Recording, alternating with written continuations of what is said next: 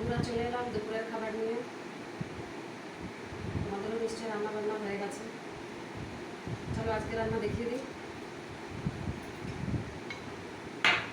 এটা প্রথমেই দেখাবো গরম গরম ভাত, এদিকে দেখো। আর এটা হচ্ছে লাউ পাতা বাটা, কালো জিরে রসুন দিয়ে করো, আর একটু গোলমরিচ দিয়েছি।